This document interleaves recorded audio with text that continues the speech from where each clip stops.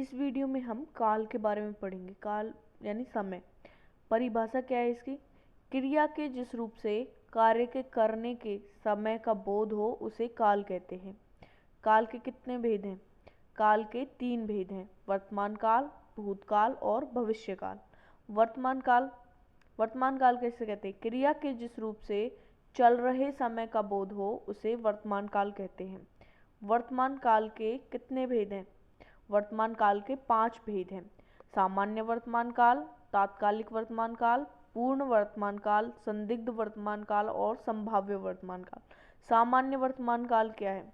जैसे यह पढ़ता है, ये सामान्य वर्तमान काल है। तात्कालिक वर्तमान काल यानी जो क्रिया अभी भी हो रही है, यह पढ़ रहा है, ये तात्कालिक वर्तमान काल है। पूर्ण वर्तमान काल यानी काम खत्म कर लिया है उसने, जैसे वह पढ़ चुका है, ये पूर्ण वर्तमान काल है। संदिग्ध वर्तमान काल यानी संदेह है इसमें कि वह पढ़ता होगा, जैसे कोई घर से बाहर कि वह शायद पढ़ता होगा, तो वो संदिग्ध वर्तमान काल है। संभाव्य वर्तमान काल यानी वह पढ़ता हो, संभावना है कि वह पढ़ता हो, ये संभाव्य वर्तमान काल का उदाहरण है। भूतकाल किसे कहते हैं? क्रिया के जिस रूप से बीते हुए समय का बोध हो उसे भूतकाल कहते हैं। भूतकाल के कितने भेद हैं? भूतकाल के 6 भेद हैं। सामान्य भूतकाल, आसन्न भूतकाल, पूर्ण भूतकाल, अपूर्ण भूतकाल, संदिग्ध भूतकाल और हेतु भूतकाल। सामान्य भूतकाल यानी जो सामान्य भूतकाल में क्रिया की गई, सीता गई यानी सीता गई है।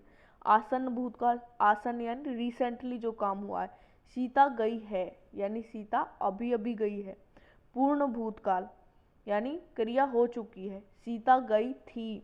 अपूर्ण भूतकाल, सीता जा रही थी यानी जा रही थी, अभी वो पहुंची नहीं है।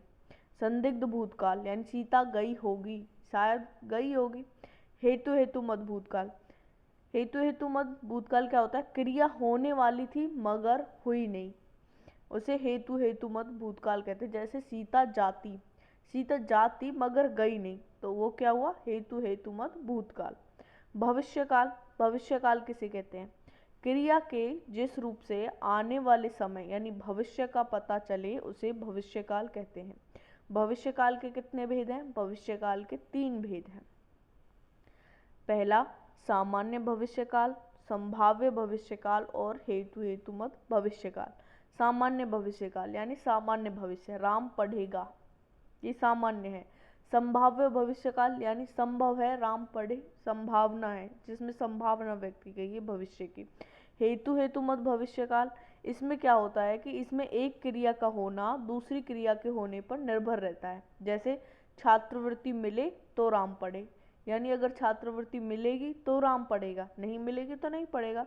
इसमें एक क्रिया दूसरी क्रिया पर निर्भर है, इसे कहते हैं हेतु मत भविष्यकाल।